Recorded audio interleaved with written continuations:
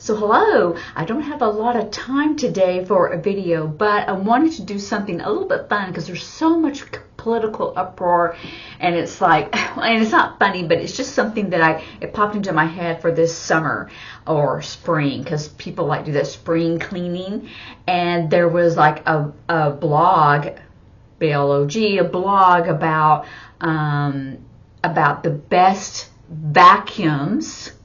So if you don't know how to spell it, you can sign it, right? And to use. And I'm always searching for the best that's affordable because I guess I'm lazy and I don't want to have a lot of time vacuuming. So they said there's 8, can you see that number? 8 brands that are the best because of the different, they all have that same commonality, which I'll tell you. So the first one is Bissell.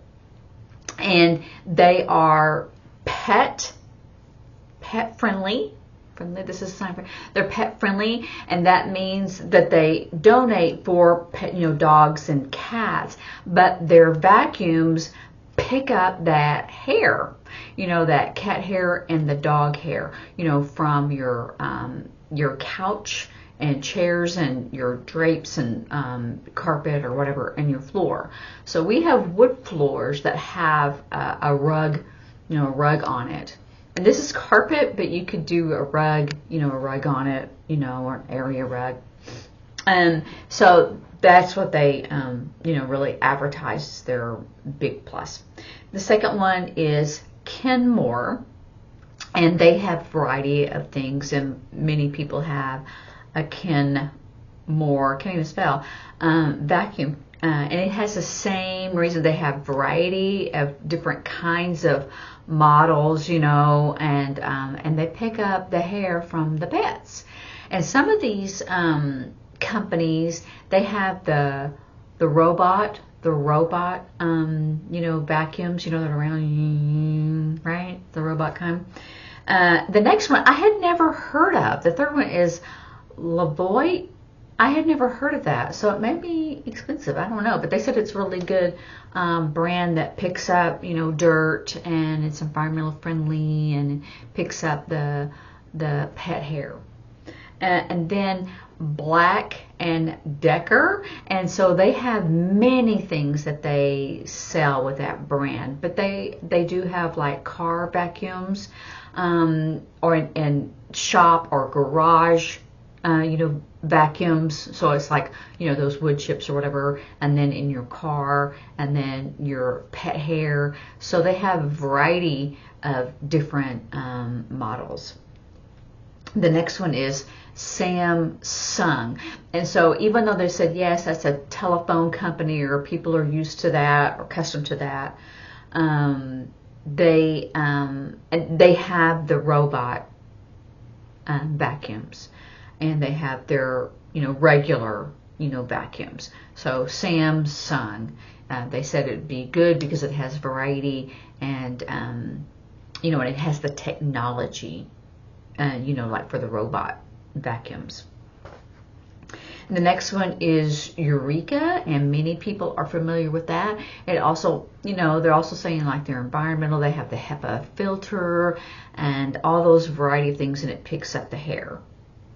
And Shark, and those are sold like at Walmart, and so aren't too expensive, but they can become expensive. But many people say that the Shark, or let's do Shark, the Shark are really good. So I have one that's the handheld, and it's the cordless. So you can plug it in and then you can take it out, but it has the battery. So you can go around and not have to worry about that. But they're good. But sometimes you have to be careful because you're going, oh, I want one for like wood floors. So I want that, but I don't want it too expensive, and that's pretty tough. And I do have the rugs that are not real thick, and so it'll just suck it all up, right? So everyone has that kind of problem. And then the last one is Dyson. So we know that's really good. I've never, used one. It's very expensive. I can't afford that. But if y'all want to comment and tell me if it's really good, if it's worth the price, or if there's another one that's worth it, or it's comparable with these expensive kinds, that would be good. So comparable, it's like, this, like ratio too. You're comparing it. And then what else for grammar that we could do? Like I said, something that you're accustomed to or used to. This is to use, and this is habit or accustomed to. And sometimes when you're speaking and signing at the same time, the English is going to take over. And so it is difficult. Some people say, oh, you're doing it, but it's really hard. And the person signing will make mistakes because they'll go to that English sign. So it's easier if you're not saying anything. It just is, because that's the virtue of the language. I mean, if you had two spoken languages, you couldn't speak two spoken languages at the same time. It's impossible. Signing you can do somewhat, but that English is going to take over. So that's going to be kind of hard. So accustomed to, or I'm used to it. It's a habit. Right? It's all that same concept. Habit, accustomed, I'm used to it. So think of other things, other concepts, or other words that we use that mean that same concept. And for that fun thing for the shark, so I have a shark. I've never seen people use that, but I'm not around people that use it a lot, but that would be kind of fun, right? Instead of spelling it, oh, I use a shark. I say, oh, what brand do you have? Oh, I have a shark. And people would understand that, right? Because that's a known brand.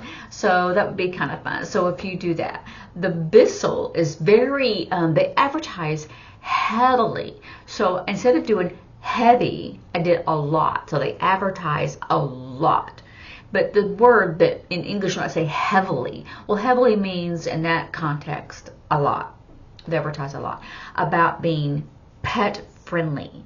And they donate for pets for different reasons, and it picks up the hair. So that family-owned business is very strong with pets. So if you have a pet or several pets, you might want to think about a Bissell. And that would be kind of fun. So it's the pet vacuum, right?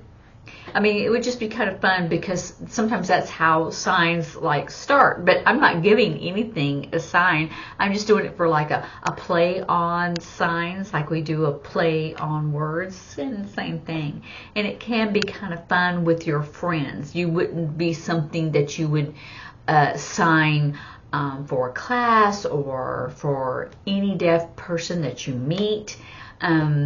So it's just mostly in your little circle of friends. Anyway, I have a short time today, and I am so sorry. So I didn't have a grammar lesson, but I did give you a little bit of tips, and then and also information. So you always want to know sometimes what's the sign for, or I forgot that sign. So these are like vacuum. And that robot, this is robot, but if you're going to do a robot vacuum, I do a robot vacuum. Because everybody knows that they're a circle, right? A disc, and they go around on the floor, right? You could do it all kinds of different ways. But I don't know if that I would do a robot vacuum. You could, but I might do robot and then do this one, because that's what they look like. So those are my little tips for today, and so I hope you practice and learn and look at review the other videos. That could be helpful as well, and I will see you later. Bye.